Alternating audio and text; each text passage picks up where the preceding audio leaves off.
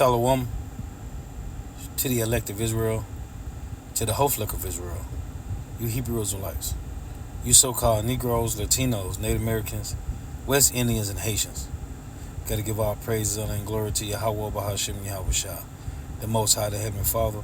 His Hebrew name is Yahweh, not Yahweh, not Jehovah, not God, not Elohim, not Mosai, not Lord, not Yah, not Jah, not Ahaya, not Allah, not Abba, not Yahuwah, not Hashem, not Yahweh, Haveh, Vaveh. It's Yahweh. And his only begotten son name in the Hebrew is Yahweh Shah.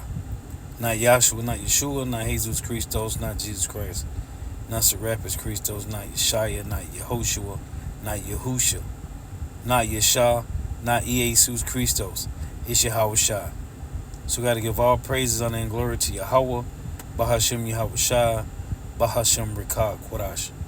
Double honors to the apostles, elder, bishop, and elders of Great Millstone, who rule well, who teach well, who are the apostles and elders of all of Israel, whether accepted or not. In the sincere salutation to all the occupant believing this truth and pushing this truth throughout the four winds of the earth, the entire world, shed light to those elect.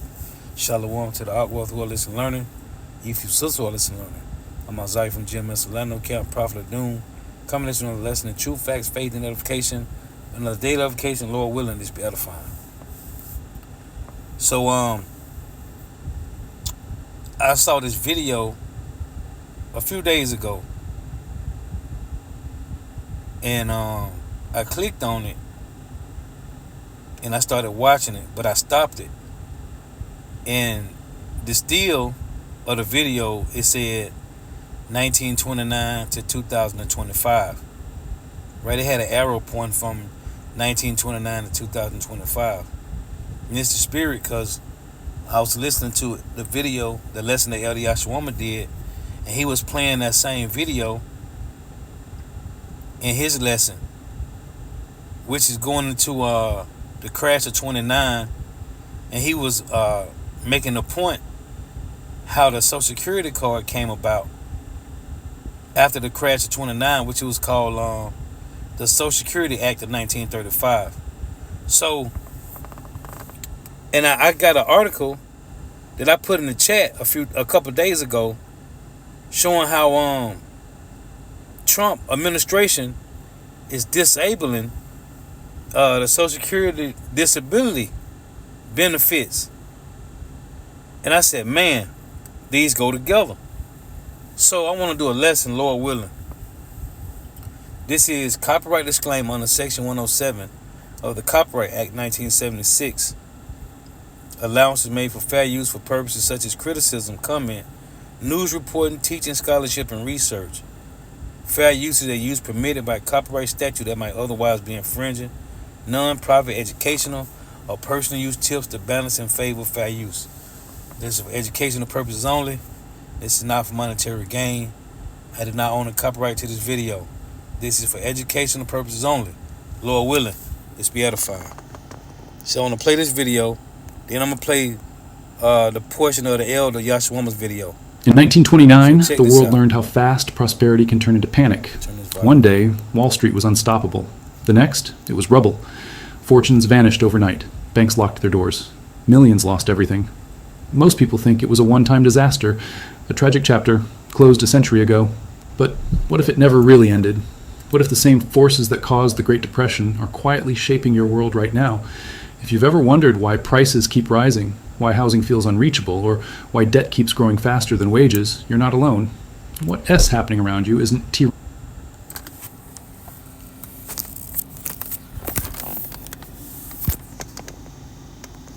And everything that this guy mentioned in this video, it's the same thing that's happening now. And he keep mentioning how history repeat itself. And Lord, let him get some precepts.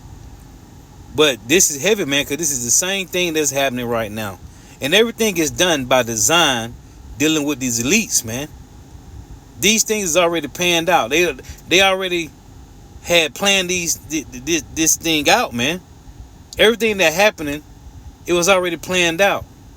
First and foremost, from the Heavenly Father Yahweh, through his only begotten son Yahweh Shah. Random. But the elites already It had has it the echo planned of a out, system man. built on risk, greed, and So illusion. Lord willing. Before we go deeper, tell me in the Lord willing, comments, where are you watching from and what time is it for you right now? I love seeing how far these stories reach across the world. And if you enjoy content like this, make sure you subscribe. Because today, S story will change how you see every headline about money, markets, and power. Now, let's go back to 1929. The world was riding a wave of euphoria. Stocks were soaring. Everyday people, teachers, farmers, mechanics, were buying shares on margin, borrowing money to gamble in a market that only seemed to go up. Newspapers called it the new era of wealth. Sound familiar? Everyone believed the old rules didn't apply anymore. Technology was booming, credit was cheap, politicians promised endless growth. And behind the scenes, the same pattern was forming. Debt stacking on debt, with confidence as the only glue holding it all together. In the years leading up to the crash, speculation wasn't limited to stocks. Real estate boomed, banks lent recklessly, companies overstated profits, consumers bought luxuries on installment plans. It was a culture of optimism built on borrowed money. And like every debt-fueled party in history, it ended the same way, suddenly. In October 1929, as panic spread, investors rushed to sell. Prices collapsed. Within days, billions in paper wealth vanished. The system that once looked invincible cracked open to reveal a hollow core. But here's the part that matters now. The crash was not the cause of the Great Depression. It was the symptom. The deeper illness was the structure of the economy itself. Too much debt, too little real income, and too much faith in rising markets. Sound familiar again? Today, we're seeing the same conditions play out, just with different names. Instead of ticker tape and telegrams, we have trading apps and crypto charts. Instead of margin loans, we have credit cards, mortgages, and trillion-dollar deficits. And the illusion is stronger than ever. Modern economies thrive on consumption, but consumption depends on confidence, and confidence is fragile. When people believe the system is safe, they borrow, spend, and invest. When they doubt it, everything freezes. That's what happened in 1929, and it's what economists fear today. The real danger isn't a crash itself, but what happens when trust disappears. Because when no one believes the system will hold, they stop playing the game. Let's look at debt. In 1929, household debt in the U.S. had soared to unprecedented levels. People were buying cars, radios, and homes they couldn't afford, believing wages and prices would rise forever. In 2025, global debt is over 300% of total world GDP. The pattern hasn't changed. We're still spending tomorrow's money to live today. Back then, banks sold risky loans disguised as opportunity. Today, they do the same through complex financial products. The instruments change, but the psychology doesn't. During the 1920s, inequality reached historic levels. A small group of elites controlled most of the nation's wealth. Meanwhile, the working class survived on credit and hope. When the bubble burst, they had nothing to fall back on. Look around now. The top 1% owns more wealth than the bottom 90% combined. Corporate profits break records while wages stagnate. The middle class is squeezed, turning to debt to fill the gap. It's the same script, updated for a new century. In the late 1920s, the Federal Reserve kept interest rates low to fuel growth, then raised them sharply when inflation appeared. The result? A sudden liquidity crunch that choked credit markets and triggered panic. Today, central banks face the same dilemma: print more money to keep markets alive or raise rates to tame inflation. Knowing either choice has consequences. History is repeating in slow motion. And then there's speculation. In 1929, people poured savings into stocks they didn't understand because everyone else was doing it. Today, it's meme stocks, NFTs, and crypto bubbles. The psychology is identical: FOMO, greed, and belief in easy wealth. When prices rise, people think they're smart. When prices fall, they realize they were lucky. The Great Depression exposed one uncomfortable truth. When systems grow too unequal and too leveraged, they collapse under their own weight. The question isn't if, it's when. And if we're honest, most of the world's economies today are running on borrowed confidence. The signs are there: record household debt, corporate defaults, and governments printing money faster than ever. But there's one key difference. In 1929, the financial system was smaller. When it collapsed, it took down millions. Today, it's global. A shock in one country ripples across continents in seconds. That makes the stakes much higher. What happened in 1929 wasn't just a financial failure, it was a failure of imagination. People believed prosperity was permanent. They couldn't see how fragile the system was. We're doing the same today, trusting central banks and politicians to keep everything stable. But stability built on debt and speculation isn't real. It's borrowed time. The lesson of 1929 wasn't learned. It was forgotten. Because every generation believes they're smarter than the last, that they've engineered a safer system, that this time is different, but the patterns say otherwise. The Great Depression started with a few bad days on Wall Street. But it ended with years of hardship, deflation, and lost trust. The danger isn't history repeating, it's us repeating history. And if the same forces are back, the question becomes, what happens when the illusion breaks again? By the early 1930s, the illusion had shattered. Breadlines stretched around corners, banks failed by the thousands, families lost their homes, their savings, their hope. What began as a financial panic became a full-blown social crisis. Governments scrambled to respond, but their tools were blunt. They cut spending to balance budgets, raised tariffs to protect industries, and watched unemployment rise. In their fear of short-term chaos, they deepened the collapse. The Great Depression became a decade-long wound, one that reshaped politics, economics, and faith in capitalism itself. But here's the uncomfortable truth. The same logic is visible today. When cracks appear, policymakers reach for the same tools, printing money, cutting rates, and promising stability. They treat symptoms, not causes. The global economy now floats on debt that will never be repaid, held together by central bank intervention and public belief. That belief is fragile. When it breaks, history doesn't repeat. It rhymes. Let's look at speculation. In the 1920s, leverage fueled mania. Investors borrowed 90% of the value of their stocks. When prices fell even slightly, their loans were called in. Margin calls cascaded, forcing liquidation and triggering a downward spiral. In modern markets, leverage hides behind complexity. Hedge funds, derivatives, and shadow banks magnify small shocks into systemic threats. The mechanisms have evolved, but the core danger remains. Too much risk, too little transparency, too much confidence in models built on assumptions. When reality shifts, those assumptions implode. During the Great Depression, trust collapsed first in markets, then in institutions. Banks closed their doors overnight, leaving depositors with nothing. In response, the U.S. government created the FDIC to ensure deposits. It worked for me now, for a while. But today, the scale is different. Banking is global. When Silicon Valley Bank failed in 2023, panic spread instantly across borders. The same fear of invisible losses, of vanishing safety, still lives under the surface. What made 1929 so dangerous wasn't only financial, it was psychological. The belief in endless progress had become religion. Prosperity was destiny. When that myth broke, people didn't just lose money, they lost trust in the system itself. The danger today is similar. For decades, we've been told that central banks can control cycles, that policymakers can smooth downturns, that recessions are relics of the past. Yet every fix requires more debt, more intervention, and more distortion. Each rescue plants the seed for the next collapse. The Great Depression also revealed how interconnected global economies had become. When American markets fell, European banks, already burdened by war debt, collapsed. Germany spiraled into crisis. That collapse fed resentment, extremism, and political chaos. The world learned that economic pain doesn't stay contained. Fast forward to now. Global debt exceeds $300 trillion. A crisis in one corner, a sovereign default.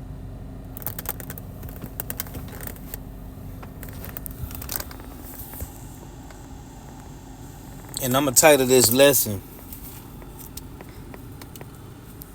Gained the confidence of the people through pseudoscience, witchcraft, and falsehood. Esau Edom, a currency devaluation of a failed bank can ripple instantly. The architecture is larger but no sturdier. In 1929, policymakers thought they could restore confidence with speeches and small interventions. They misunderstood the disease. It wasn't panic, it was leverage. People weren't irrational, they were overexposed. The same applies now. Central banks flood markets with liquidity, hoping optimism will rebuild itself. But liquidity is not solvency. Printing money doesn't create real value. It delays recognition of losses. The longer it's delayed, the more violent the correction becomes. Here's another echo. In the 1920s, asset prices soared far beyond fundamentals. Investors justified it by claiming this time is different, that new technology, new management, and new policy made the old rules obsolete. Sound familiar? Today, valuations stretch logic again. Companies lose billions, yet trade at record highs because markets expect endless growth. The same optimism blinds investors to fragility. The names change, from RCA and Bethlehem Steel to Tesla and startups with no profits. But the psychology is identical. Debt bubbles always end the same way. Confidence breaks, credit tightens, prices fall. The question is timing. In 1929, it happened suddenly. In modern times, it may unfold gradually, masked by policy support. But arithmetic doesn't lie. If debt grows faster than income, repayment becomes impossible. If growth depends on credit expansion, stability becomes illusion. We're repeating the same structure that doomed the 1920s, only at planetary scale. Another similarity? Inequality. Before the crash, the wealth gap was extreme. The rich speculated in stocks. The poor survived on installment loans. When the crash came, the losses were uneven. Today, inequality is worse. The top 1% own more than half of global wealth. Asset inflation rewards those who already have assets. Wages stagnate. Debt fills the gap. The middle class feels wealthier when home prices rise, but that wealth is borrowed. When rates increase, the illusion fades. The social fabric strains. The Great Depression birthed populism and protectionism. People turned inward, blaming foreigners, elites, or systems they didn't understand. We see the same sentiment growing again: distrust in institutions, anger at inequality, fear of change. Economic insecurity breeds extremism. History warns what follows when pain meets politics. Back then, governments tried austerity, cutting spending to restore confidence. It failed. Today, leaders face the opposite trap: infinite spending, financed by printing money. Both paths lead to collapse, one through deflation and despair, the other through inflation and decay. Sustainable prosperity requires balance. Debt must serve production, not speculation. Policy must favor long-term stability, not short-term gains. Yet political incentives reward the opposite. In 1929, speculation was visible. Crowds gathered outside brokerage houses, watching tickers roll. Today, speculation is digital. Instant trades, algorithmic bets, derivatives stacked upon derivatives. The speed magnifies fragility. And when sentiment turns, there's no time to react. Markets move faster than comprehension. The velocity ensures the next crash, when it comes, will spread before most realize it's begun. But perhaps the most dangerous parallel lies in psychology. Before every collapse, people feel safest. They believe in progress, technology, and control. They dismiss warnings as pessimism. In the 1920s, those who sold early were mocked. In 2025, those who speak of bubbles face the same ridicule. Confidence blinds, complacency builds, and then, one day, something breaks. A default, a failed auction, a sudden loss of liquidity. And the illusion evaporates. Yet history isn't destiny. The lessons exist. Diversify risk. Question consensus. Understand that value depends on trust, and trust depends on discipline. The system fails not when markets fall, but when people forget why they rose. In 1929, no one imagined a decade of depression. In 2025, few imagine the same. That's what makes the echo so dangerous. Familiarity breeds blindness. So as debt mounts, speculation grows, and inequality deepens, ask yourself, are we wiser than those before us, or simply repeating their mistakes with better technology? When the dust settled after 1929, it wasn't only portfolios that were destroyed, it was faith. Faith in the market, in leadership, in the promise that effort alone could secure prosperity. The collapse forced nations to reconsider everything they believed about money and power. The United States reinvented itself through the New Deal. It introduced regulation, deposit insurance, and social safety nets. These reforms didn't end the Depression, but they slowed the bleeding and set new rules. For the first time, the state accepted responsibility for economic stability. Yet even those solutions carried seeds of future fragility. Once governments learned they could manipulate markets for stability, they never stopped. Look at where we stand now. The foundations built in the 1930s still shape our present. Central banks create liquidity when panic hits. Governments spend trillions to stimulate demand. Investors expect rescue. The moral hazard is permanent. Risk is socialized, reward remains private. In 1929, this would have been unthinkable. In 2025, it is assumed. This is how history drifts, from emergency measures to permanent doctrine. What was once exceptional becomes routine. The Depression taught leaders one clear lesson: deflation kills. When prices fall, people hoard money, businesses delay investment, and unemployment spirals. To prevent that, modern economies accept inflation as normal. But this tolerance has costs. Persistent inflation erodes savings, rewards debt, and punishes prudence. It shifts wealth silently upward, from savers to borrowers, from workers to asset owners. The system now depends on this hidden transfer. It cannot allow prices to fall, even when fundamentals demand correction. That's why crises today end with bailouts, not bankruptcies. Back in 1929, markets were smaller. The damage, though massive, was still national. Today, they are planetary.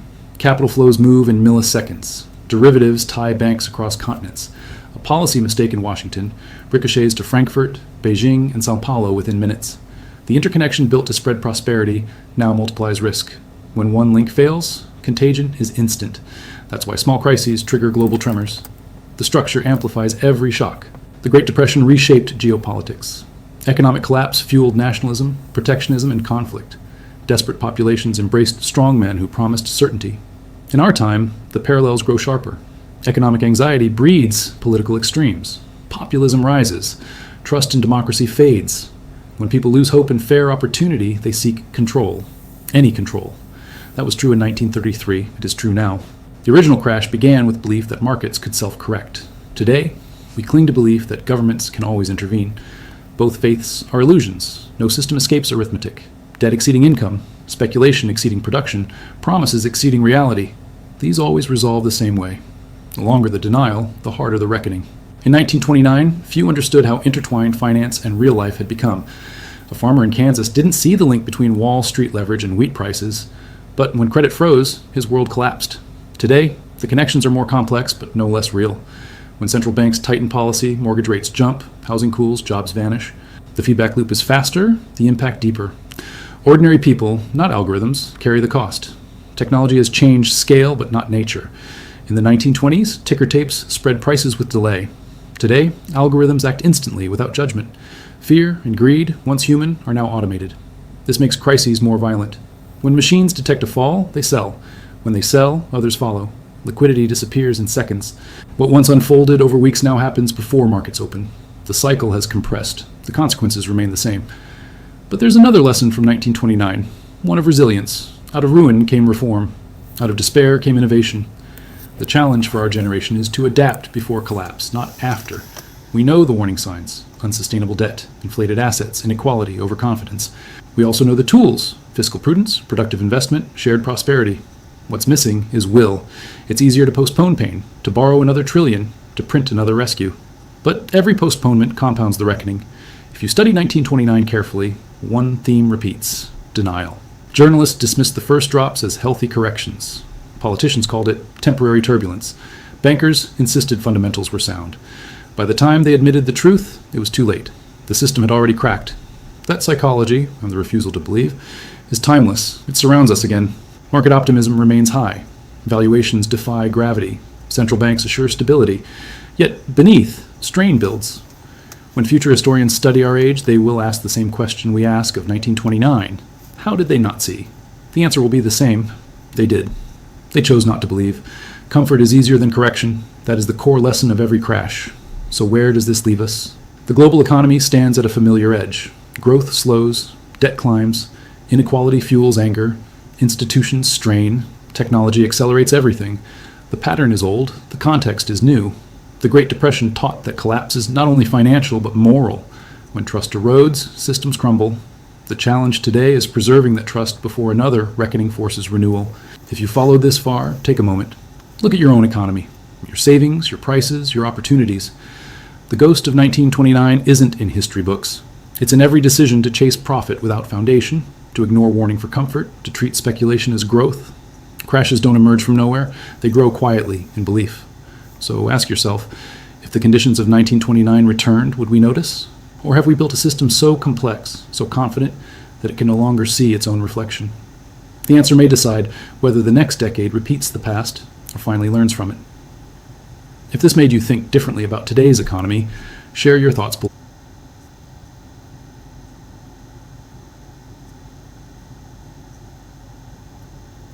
And see, these devils, what they do is through conditioning and gradualism, right?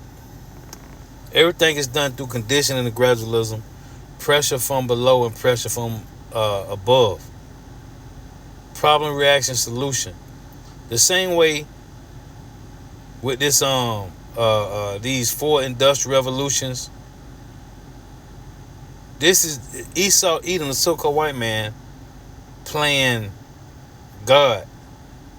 Now I want to play this clip from Elder Joshua Woman lesson, but first I want to get this precept here. Because in 2 Thessalonians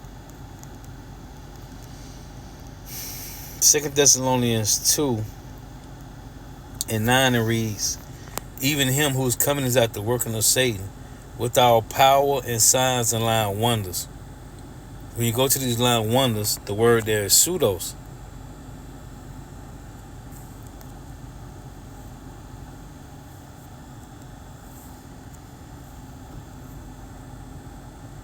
Even him whose coming is at the working of Satan, with our power and signs and lying wonders.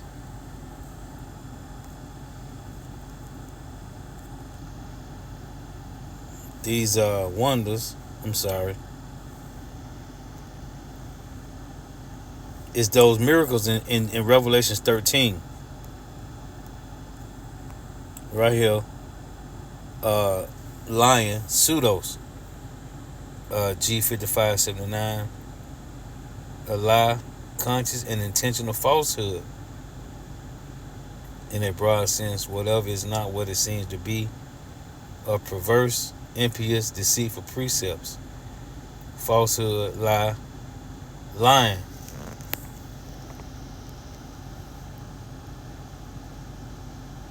You got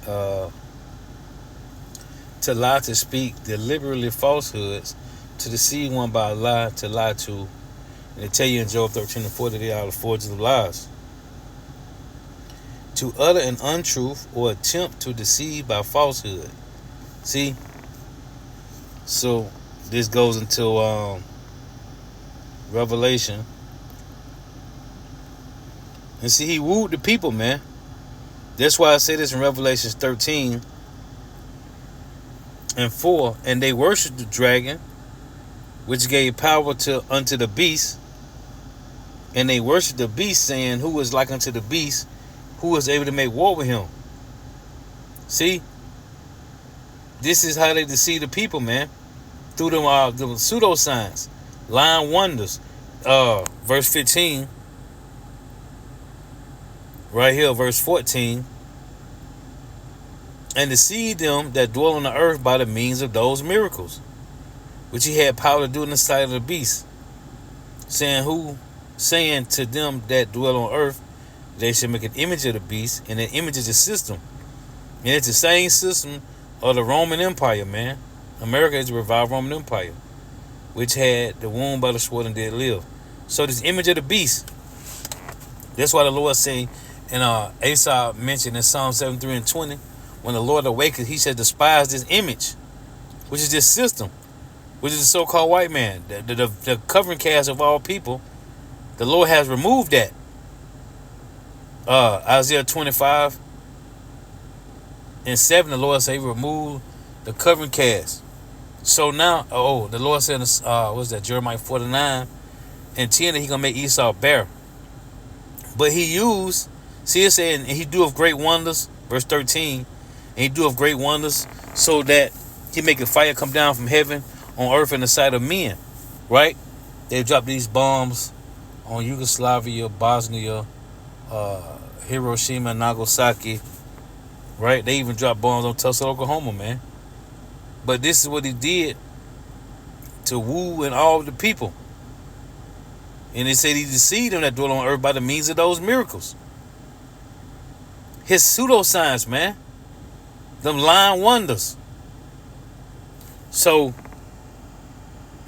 let me play this part in El Yashwama video. Because he played some of it, but he went into culture of optimism built on the whole, and like every debt-fueled party in history, the Social it ended Security the same thing. way, suddenly. In October 1929, as panic spread, investors rushed to sell. Prices collapsed. Within days, billions in paper wealth vanished. The system that once looked invincible cracked open to reveal a hollow core. But here... And when you look at, pretty much what this is going into, the ghost of 1929, all right, and how today's economy mirrors the Great Depression. And as I showed you, we brought it out before, the Great Depression is what led to the justification of the Social Security number, the Social Security system, all right, to bring about stability. Okay, so when this one crashes, we believe through the spirit that's going to give way to that new digital system. Okay, and we always go into it. All right. Did the Great Depression lead to the social?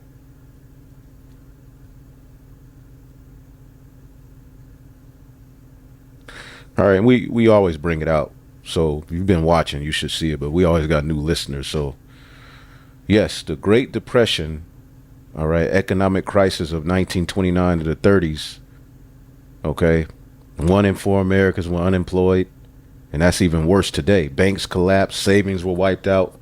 Millions of elderly Americans lost their savings and had no financial safety net. There was no federal unemployment insurance, no disability coverage, no national retirement program. All right, they're getting ready to take all of this stuff away. The new proposal, all right, came in the form of the New Deal. Okay. And then eventually the Social Security Act of 1935 was signed. Okay. And this led to you getting a Social Security number, right? So let's ask this. So the Depression led to the need for a Social Security number. Can a collapse today lead to a new digital system? Yes, just like the Great Depression created the political and social conditions for the SS number, a major economic or system collapse today could realistically accelerate the rollout of a new, more centralized or digital identification and financial system. And this is what they're preparing you for. Okay? And you could pause that and read that, but there you go. Okay? So, boom, the history is repeating itself. And this is going to justify, this collapse that's coming now is going to justify the need, all right, for a digital ID. There's already a groundwork for a digital ID, such as digital ID programs, central bank digital currencies, widespread use of blockchain, biometrics, and real-time payment networks. These systems are mostly developed or optional, but not universal or mandatory yet. Okay? If a major economic collapse, banking crisis, cyber attack, or prolonged shutdown happen today, the government might roll out a rapid response digital system to distribute aid efficiently. Okay? To give you a universal basic income, but to make it work easier, you get your digital ID. Verify identities quickly to prevent fraud. We're going to need to know who you are if you're getting this aid. Track transactions in real time to stabilize or monitor the economy, because things are so unstable and volatile. We need to know who you are, about yada, yada, yada. To get on the internet, you got to do this. To get that, you got to do that. Replace or modernize failing banking systems, which, if you notice, banks are disappearing. This could look like a federal digital wallet linked to a national digital ID, a digital dollar CBDC replacing or running parallel to cash. All right, the stable coin, right? Which is a central bank digital currency in disguise. After Trump told you he wasn't going to bring that, he was against it, right? Biometric or app-based identity verification becoming required for benefits or participation in financial systems. Okay, so we believe that this all is happening, everything, all right, not just the shutdown, but everything else. All right, the squeeze that they're bringing is for the purpose, all right, of you bowing to the image in them, all right, and then taking that mark. Okay, so we'll be back with more. I wanted to get into the war he's waging on the people. All right, and you could check this video out as well. All right, you see the name of it, but I'll do another news and prophecy to get into the war that they're waging on you, because that will be a lot of information. And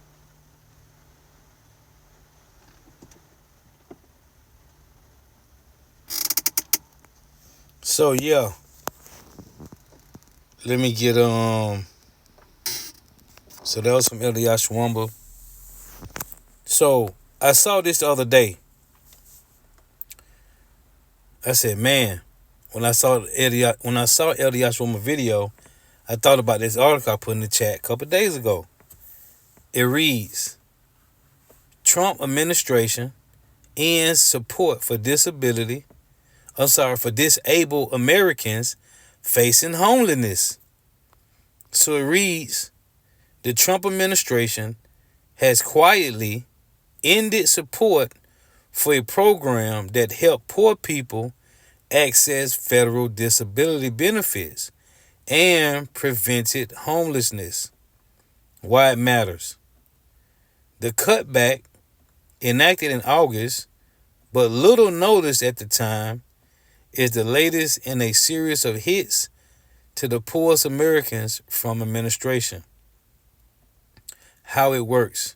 The federal funds supported training for SOAR, which stands for Supplemental Security Income, Social Security Disability Insurance, SSDI, Outreach, Access and Recovery.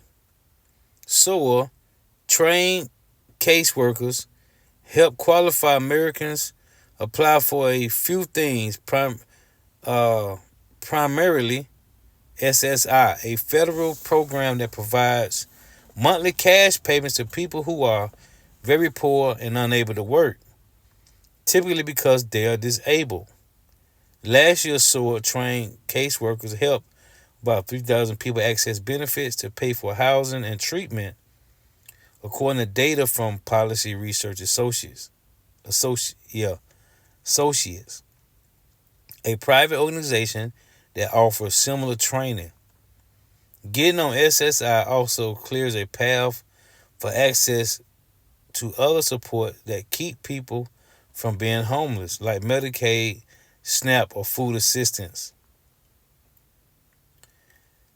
Where it stands. Without the money, the onus for this work is on the states, similar to what is expected to happen with cuts to SNAP and Medicaid as a result of One Big Beautiful Bill Act. Many states can't afford to take it on. Soon then, the funding for the national program was about $2.6 million a year, according to PRA data. It helped keep people from becoming homeless. The program is generally seen as very effective. Veteran Affairs recommends this training in some cases. We're talking about assisting the most vulnerable folks in the country. The cost was not much compared to the complexity and need, says Yvonne Parrott or Jan, whatever, who first developed the model for SOAR in 1990s in Maryland and considers to do training in that state. The Department of Health and Human Resources acknowledged that SOAR contract ended on August 18th, but noted that it never provided direct funding for state-level programs. While this initiative provided valuable technical assistance and training to SOAR providers across state and territories, it did not include direct federal funding to state-level programs, which have been sustained through state-based resources. An HHS spokesperson told in an email, this transition provides states and organizations the flexibility to tailor support based on their evolving needs, while continuing to advance the mission of connecting eligible individuals with critical disability benefits. Applying for SSI is complex paperwork maze, particularly challenging for a population without resources like a stable address and with mental health issues. Without help, these people have a very low chance of being approved, says the Center of Budget and Policy Priorities, which surfaced the funding change in a report on Monday. The approval rate for applicants who get an assist from SOAR is 65%, double the national average for those who don't get assistance, per a report last month. Staffing cuts at Social Security has also made it harder for the disabled to tap benefits this year, as reported recently. Cutting money on this training won't necessarily save money down the line, Parrott says, often the homeless population winds up in jail as cities criminalize the unhoused population, which is an expense, she pointed out. So, and this is all conditioned through gradualism, man. And it's all going to lead to people. It's exhausting the energy out of people, man. And this is why I tell you that in Daniel 7, that this devil going to try to wear out the saints, man. See, he's only going to wear out 2/3 in heathens. He ain't going to wear out the saints with this. It'll tell you in 2 Corinthians 2:11, least Satan should get an advantage of us, for we are not ignorant of his devices, man. Hey, this is all playing on this devil and his own people, man. And 2/3 of slow-bellied Jake. This is Psalm 7:14. It reads, behold, he travailed with iniquity, and have conceived mischief, and brought forth falsehood. This is what he did, man. But see, this is all for 2/3 of Jake and these heathen, man. Because the Lord said he's taking away the stay and the staff, the whole stay of bread and the whole stay of water. He's taking away the support, the comfort, and your food. Isaiah 10:1, woe unto them that decree unrighteous decrees, and that right grievousness which they have prescribed. This all part of the plan, man. To condition the people. This all to condition the people through gradualism, man. To conform and comply.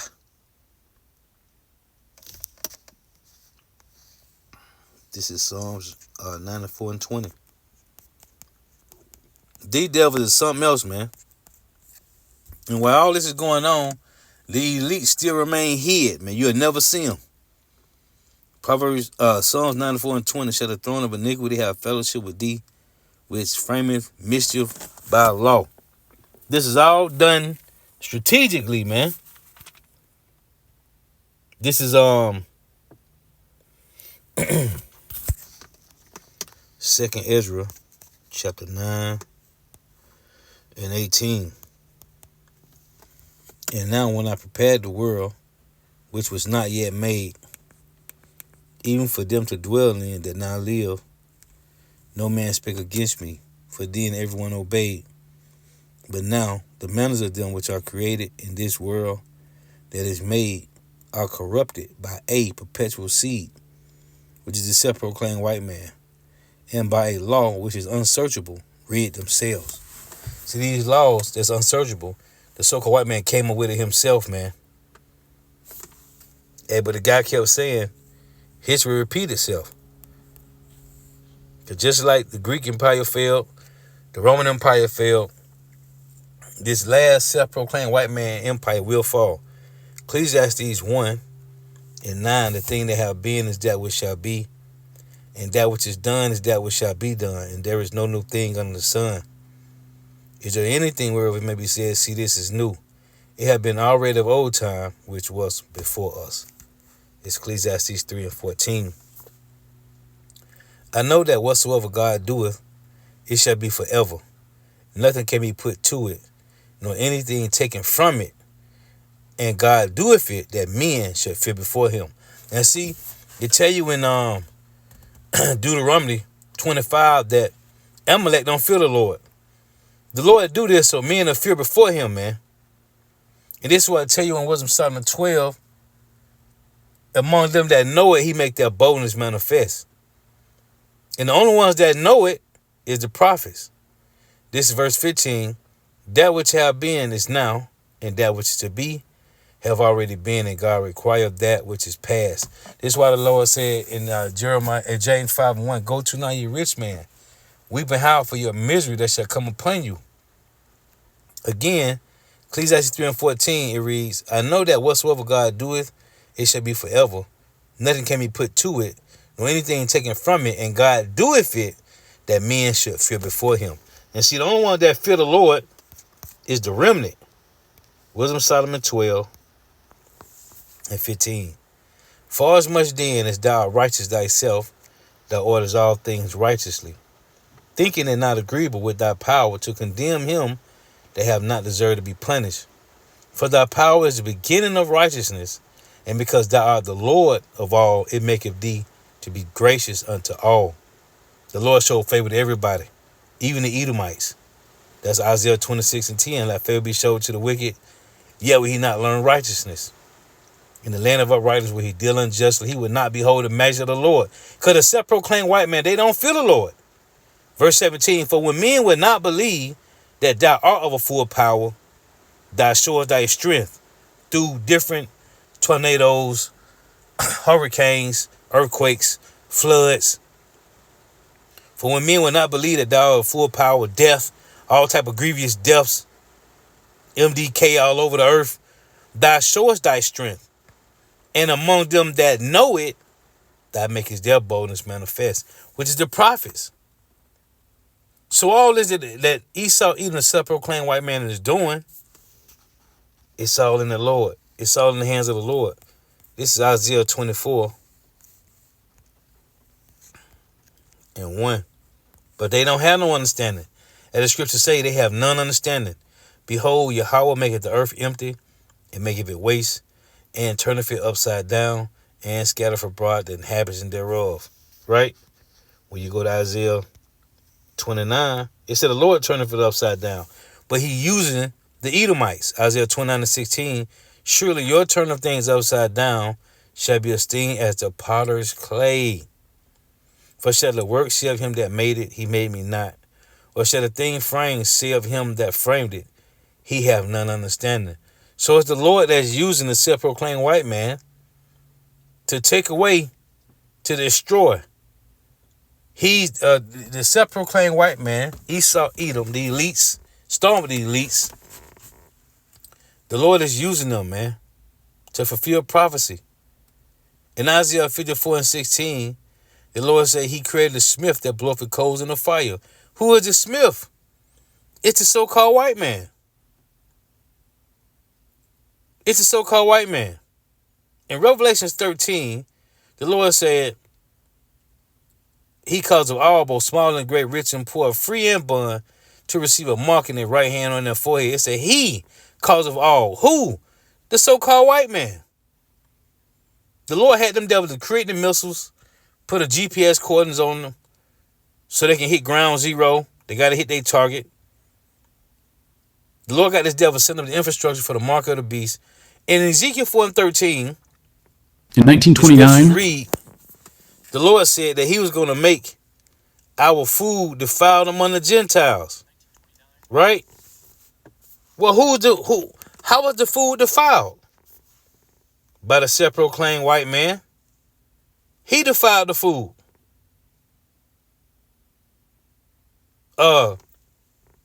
Giving women liberty to gather abroad. Who did that? The self-proclaimed white man did. It's all on them, man.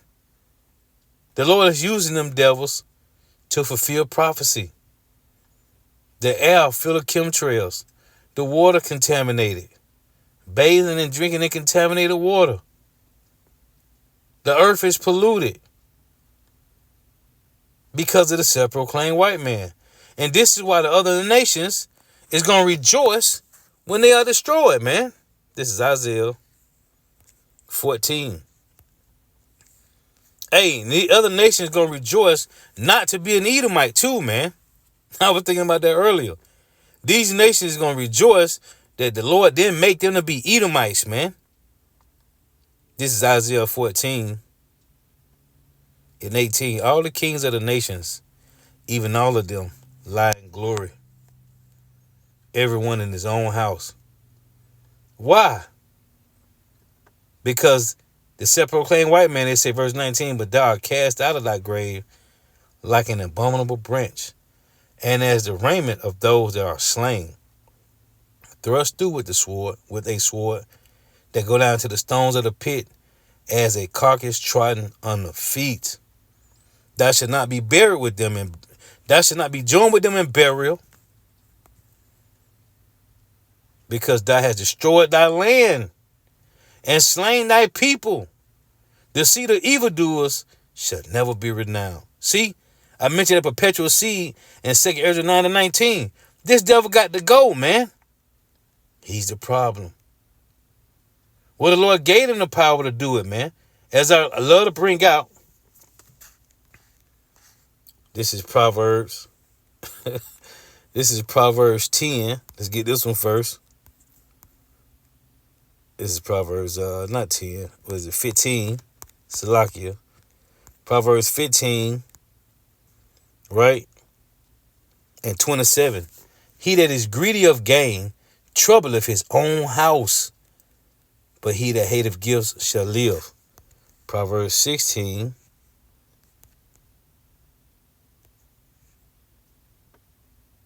No, Proverbs 11. Proverbs 11 and 29. He that troubleth his own house shall inherit the wind, and the fool shall be servant to the wise of heart. Habakkuk 2. This man is troubled his own house, man. See? The seed of evildoer shall never be renowned, man. Habakkuk 2 and 9. Woe to him that coveted an evil covetousness to his house, that he may set his nest on high. This is why there is division, that he may be delivered from the power of evil. Thou hast consulted shame to thy house by cutting off many people, and hast sinned against thy soul. See? And this is why when you go to Daniel 2, as it reads, Daniel 2 and 43. And whereas thou sawest iron mixed with miry clay, they shall mingle themselves with the seed of men, but they shall not cleave one to another, even as iron is not mixed with miry clay. See, the self-proclaimed white man has mixed himself with the heathen nations, but they don't mix. Here's another one, Daniel 7 and 11. I beheld then, because of the voice of the great words which the horn spake, I beheld even to the beast was slain, and his body destroyed and given to the burning flame. Obadiah 1. The Edomites going to be burnt away, man. As concerning the rest of the beasts, they had their dominion taken away, which is the other heathen nations, yet their lives were prolonged for a season and time. See, the Edomites going to be done away with, man. They will be annihilated, man. But the other heathen nations, after 1,000 years of serving, they get to go back to their land, because these nations are going to be tributaries to us forever, man. They will be tributaries to Yahweh Shah forever, man. But yeah, I saw Eliyahu on a video, and I had clicked on this video a couple of days ago, but I stopped watching it. And then I saw that article, Trump administration ends support for disabled Americans facing homelessness. And they already don't care about the veterans, man. And the Lord said he hate a man that go and fight war and then suffers poverty, man. And this is what these devils have done to their own veterans. Hey, but as we've been reading, Isaiah 29, once the elect wake up to this truth, once the Lord reactivate the elect to this truth, the so-called white man go down, man. Isaiah 29 and 17 and 18. And in that day shall the deaf hear the words of the book, and the eyes of the blind shall see out of obscurity and out of darkness. The meek also shall increase their joy. In what? In Yahweh, Bahashim Yahushua. And the poor among men shall rejoice in the Holy One of Israel. Look, after it say, the deaf shall hear the words of the book, and the eyes of the blind shall see out of obscurity, the eyesore. After this, verse 20, for the terrible one is brought to naught, and the scorn is consumed, and all that watch for iniquity are cut off. And what's waiting for these devils? Isaiah 24 and 16. From the utmost part of the earth have we heard songs. The song of Moses, the song of deliverance, and that song of destroying the enemy. Even glory to the righteous. But I said, my leanness, woe unto me. The treacherous dealers have dealt treacherously. Yeah, the treacherous dealers have dealt very treacherously. So what's waiting for them? Fear and the pit and the snare. And upon thee, O inhabitant of the earth, fear and the pit. Since you don't fear the Lord now, you will. The self-proclaimed white man will fear the Lord, man. Fear and the pit and the snare are upon thee, O inhabitant of the earth. Who in the heaven of the earth? Those that sit on high. Verse 20 tell you that. Verse 21 tell you that. And it shall come to pass in that day that Yahweh shall punish the host of the high ones that are on high, and the kings of the earth upon the earth. See, and they shall be gathered together as prisoners are gathered in the pit. See, you see up here, verse 16, verse 17, fear in the pit and the snare upon thee, O inhabitant of the earth. So verse 22, and they shall be gathered together as prisoners are gathered in the pit, and shall be shut up in the prison. After many days shall they be visited. So, yeah, man. This is what's upon the elites, man. For all the wickedness they have done in the earth. Anyway, Lord is edifying. We give all praise, honor, and glory to Yahweh, Bahashim Yahweh Shai, Bahashim Rikah Kodash. Double honor to the apostles, elder, bishop, and elders, a great millstone who rule well, who teach well, who are the apostles and elders of all Israel, whether accepted or not. In a sense of salutation to all that I can believe in this truth and pushing this truth throughout the four ends of the earth. The entire world, shed light to the whole elect. Shalom to the outwalk who are listening, learning. You feel sister listening throughout tuning in. May Yahweh Bahashim